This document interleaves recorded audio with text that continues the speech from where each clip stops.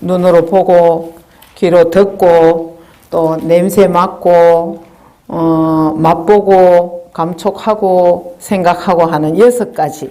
이걸 신통묘용이라 그래서 신통묘용. 요게 우리가 중생일 때는 눈으로 보면 보는 거에 끄달리고 귀로 들으면 듣는 거에 혹하고 또 맛보고 냄새 맡고 감촉하고 생각하고 계속 끄달리 가요. 중생일 때는.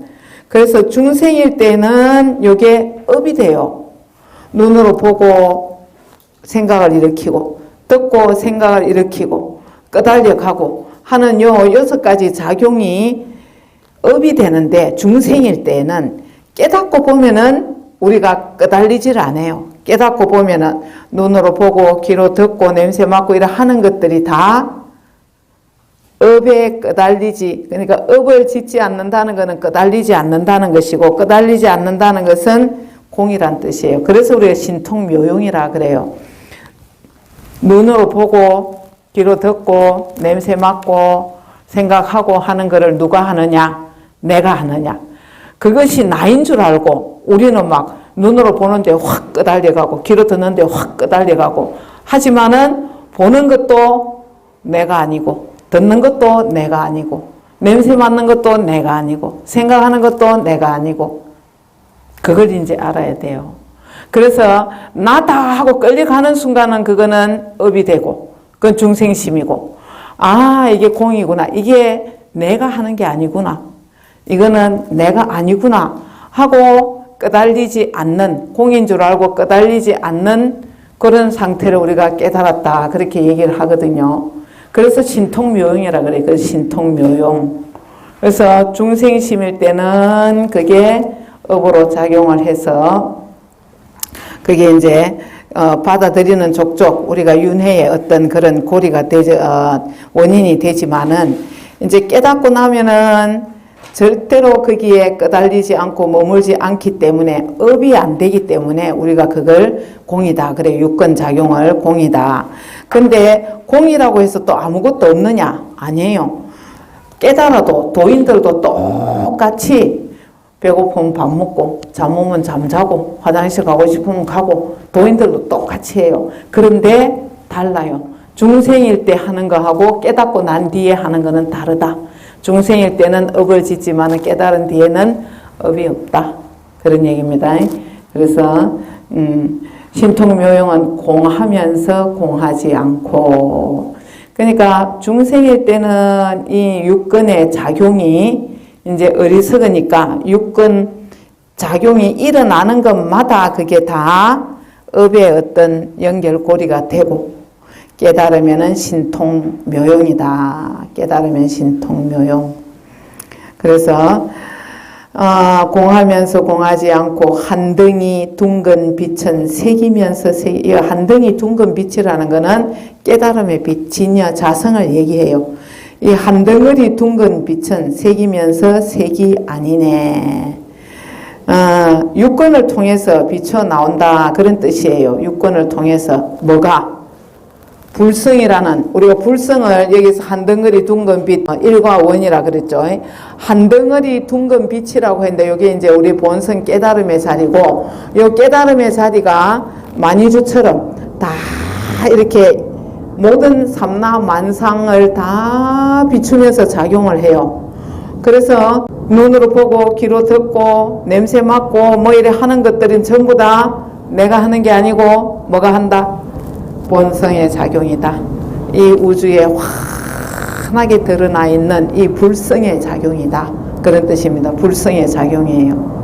그래서 그걸 한덩이 둥근 빛이라고 했지만 만이주라고도 표현하고 그거는 진리 뭐 열애장 하는 그런 우리의 본성 자리, 본래 자리를 얘기를 하는 겁니다. 그래서 그 둥근 빛은 색이면서 색이 아니네. 그러니까 육권을 통해 비춰지기 때문에 색이라는 표현을 쓴 겁니다.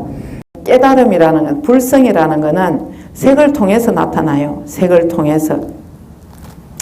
내가 밥을 먹고 잠을 자고 행동을 하고 지금 이렇게 말을 하고 생각하는 이 모든 작용은 내가 하는 게 아니고 불성의 작용이다. 그래서 눈으로 볼 수도 없고 잡을 수도 없고 들을 수도 없고 느낄 수도 없고 만질 수도 없고 없지만은 내가 지금 부처의 작용이고 여러분들이 지금 글 쓰고 책 보고 하는 것도 다 불성의 작용이에요. 작용을 통해 드러나요. 작용을 통해서 불성이 있다는 걸 확인할 수 있다는 겁니다. 작용을 한 덩이 둥근 빛은 색이면서 색이 아니다. 불성, 열애장. 그래서 육건이 깨닫지 못하면 전부 도적이에요. 도적. 깨닫지 못하면 나를 훔쳐가는, 나를 병들게 하는 도적이지만은 깨닫고 보면은 신통묘용이다. 신통묘용의 작용이다. 20번째 개송 한번 보십시오. 오안을 깨끗이 해서 오력을 얻으면 오안, 여러분은 건강경 공부 다 하셨죠?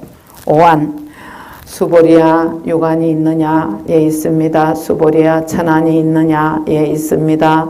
수보리야 해안이 있느냐? 예, 있습니다. 법안이 있느냐? 그리고 마지막에 불안. 그래서 오안이죠. 오안.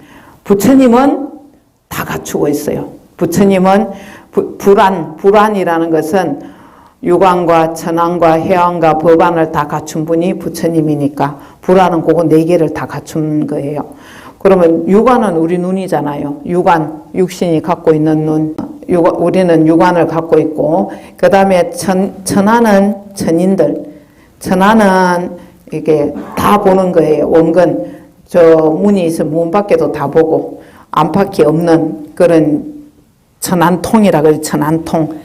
다 볼 수 있는 걸 우주로 환하게 다 볼 수 있는 천안통. 그 다음에 해안이라는 거는 지혜의 눈을 떴다 그런 뜻이에요. 지혜의 눈. 모든 걸 꿰뚫어 볼 수 있는 세상의 이치를 다 환하게 본다는 얘기예요. 그 다음에 해가 지혜의 자죠. 법안. 법안이라는 거는 이제 중생의 근기를 다 보고 법문을 할 수 있는 능력을 갖췄다 그런 뜻이에요. 그래서 지혜가 환하게 밝아가지고 모든 중생들을 근기에 따라서 다 제도할 수 있는 능력, 그런 눈을 갖춘 분을 법안을 갖췄다 그래요. 그 다음에 이제 불안은 부처님의 눈. 그래서 이 오안을 갖추면 오력이 생긴다 그래요. 5가지 힘. 그 5가지 힘은 첫 번째는 이제 믿음의 힘이 생기고, 두 번째는 정진의 힘, 세 번째는 건념, 그래가지고 삿된 생각을 없애는 힘, 그 다음에 선정의 힘이고 지혜의 힘, 이래갖고 오안을 얻으면 오력이 생긴다 해가지고, 깨달음의 자리라는 것은 체득을 해. 아무리 설명을 하고 우리가 사과 맛을 백날 천날 설명을 해도 사과 맛을 절대로 설명할 수 없어요. 꿀맛을 백날 천날 아무리 박사 논문을 써도 꿀맛은 먹어봐야 알고 사과도 먹어봐야 맛을 아는 거예요. 그래서 물을 마실 때 차고 뜨거운 것도 먹어봐야 알죠. 그래서 아무리 설명으로 이게 이거다 깨달음이란 이런 것이다 설명을 해도 내가 직접 깨달아야 된다. 언어로는 알 수 없다. 생각으로, 머리로서는 절대로 헤아려서 알 수 없다. 그래서 옛날 어른 스님들이 만약에 생각으로 헤아려서 자꾸 이 자리를 알려고 한다면 그것은 반딧불을 가지고 수미산을 태우려는 것처럼 어리석다. 미진급이 지나도 태울 수 없다. 그랬어요. 그래서 이제 이 자리는 왜 그러냐 하면은 생각을 하지 않는 자리가 이 자리이기 때문에 생각으로 자꾸 헤아려 들어가면은 10만 8천리를 가도 못 찾아요. 이 자리, 깨달음의 자리를. 화두를 이제 조주 스님이 달마가 동쪽으로 온 까닭이 무엇입니까? 하고 물었어요. 뜰 앞에 잣나무니라. 왜 뜰 앞에 잣나무라고 했을까?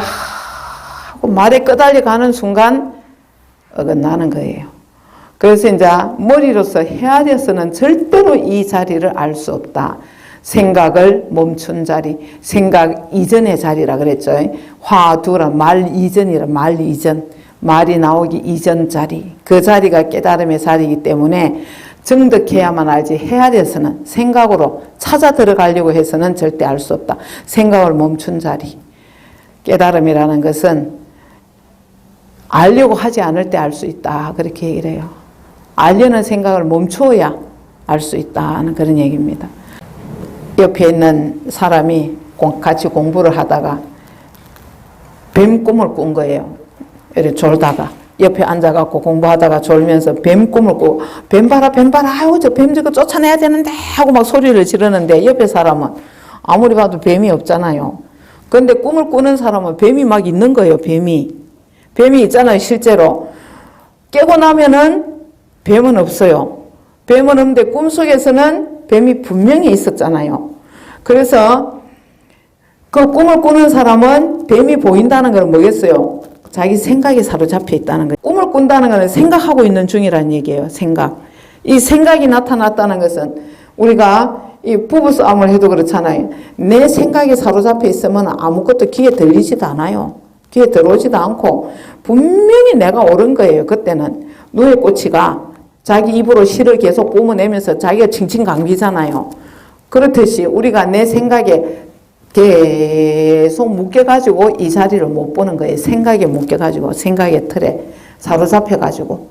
그래서 꿈을 탁 깨듯이 깨고 나면 아무것도 없어요. 깨고 나면 아무것도 없고. 지금 우리도 꿈을 꾸고 있는 거하고 똑같아요. 이게 꿈속이에요. 이게 꿈속. 눈을 뜨고 보면 이게 꿈속이라니까. 똑같아요. 꿈꾸는 거하고. 왜? 지금 이 자리는 꿈에서 내가 나를 보듯이 내가 주인공이 돼가지고 꿈에서는 내가 주인공이고 내가 하는 걸 다 내려다 보잖아요. 나는 자는데 안 자는 게 있어요. 꿈꾸는 나를 전부 다 보는 내가 있어요. 그래서 그런 자리를 찾아가는 것이 깨달음이다.